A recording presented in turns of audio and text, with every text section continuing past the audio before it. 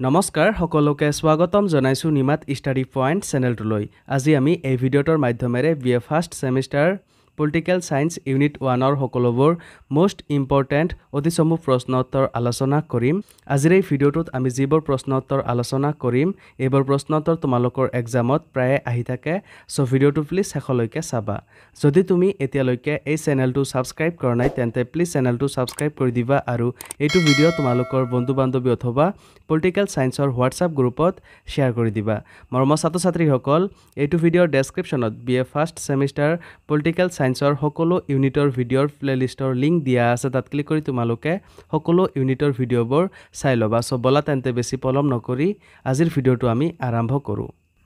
1 number প্ৰশ্ন, ৰাজনীতি শব্দটো কি ভাষাৰ পৰা আহিছে? উত্তৰ, ৰাজনীতি শব্দটো গ্ৰীক ভাষাৰ পৰা আহিছে। 2 নম্বৰ প্ৰশ্ন, গ্ৰীক আৰু ৰোমান চিন্তাধাৰা হৈছে পৌৰাণিক, মধ্যযুগৰ, আধুনিক যুগৰ? শুদ্ধ উত্তৰটো বাছি উলিওৱা।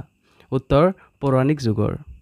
3 নম্বৰ প্ৰশ্ন, ৰাজনীতি শব্দটো কোনটো গ্ৰীক শব্দৰ পৰা আহিছে?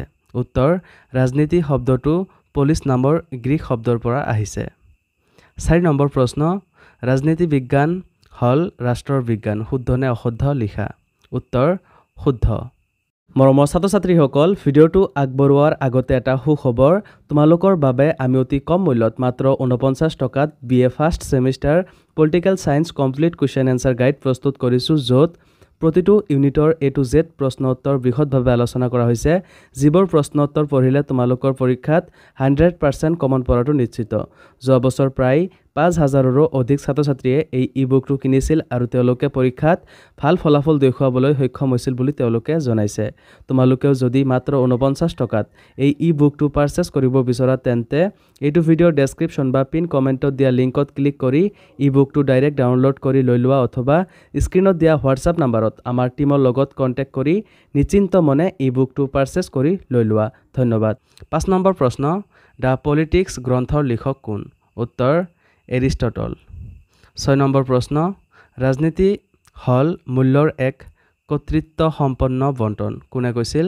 উত্তৰ, ডেভিড ষ্টনে এই কথা কৈছিল। 7 নম্বৰ প্ৰশ্ন, মানুহ ৰাজনৈতিক প্ৰাণী? কোনে কৈছিল? উত্তৰ, এৰিষ্টটলে কৈছিল। 8 নম্বৰ প্ৰশ্ন, ৰাজনীতি বিজ্ঞান হ'ল ৰাষ্ট্ৰৰ বিজ্ঞান? কোনে কৈছিল? উত্তৰ, ব্লাণ্টছলি। 9 নম্বৰ প্ৰশ্ন, ৰাজনীতি বিজ্ঞান কি? উত্তৰ, ৰাষ্ট্ৰ আৰু চৰকাৰৰ অধ্যয়ন কৰা শাস্ত্ৰ। 10 নম্বৰ প্ৰশ্ন, ৰাজনীতি বিজ্ঞান ৰাষ্ট্ৰতেই আৰম্ভ ৰাষ্ট্ৰতেই শেষ? কোনে কৈছিল? উত্তৰ, গাৰ্নাৰ। 11 নম্বৰ প্ৰশ্ন, the political system an inquiry into the state of political science গ্ৰন্থৰ লিখক কোন? উত্তৰ, ডেভিড ষ্টন। 12 নম্বৰ প্ৰশ্ন, পলিটিক্স শব্দটো কি শব্দৰ পৰা আহিছে? উত্তৰ, পলিচ শব্দৰ পৰা আহিছে। 13 নম্বৰ প্ৰশ্ন, পলিচ শব্দৰ অৰ্থ কি? উত্তৰ, নগৰৰাষ্ট্ৰ। 14 নম্বৰ প্ৰশ্ন, ৰাজনীতি বিজ্ঞানে ৰাষ্ট্ৰ আৰু চৰকাৰৰ বিষয়ে আলোচনা কৰে? কোনে কৈছিল? উত্তৰ, গিলখাইষ্ট। 15 নম্বৰ প্ৰশ্ন, ৰাজনীতি সাধাৰণতে প্ৰভাৱ খটুৱাবৰ বাবে কৰা অনুশীলন কথাষাৰ কোনে কৈছিল? উত্তৰ, ৰবাৰ্ট ডাল। 16 নম্বৰ প্ৰশ্ন, এ গ্ৰামাৰ অফ পলিটিক্স গ্ৰন্থৰ লিখক কোন? উত্তৰ, H.J. লাস্কি। 17 নম্বৰ প্ৰশ্ন, গণৰাজ্য নামৰ গ্ৰন্থৰ লিখক কোন? উত্তৰ, প্লেটো।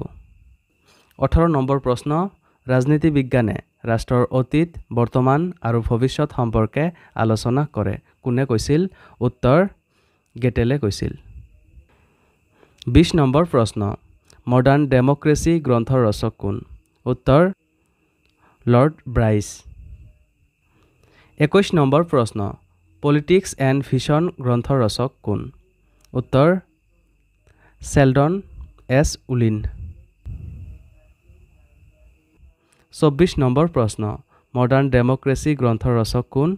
উত্তৰ, লৰ্ড ব্ৰাইছ।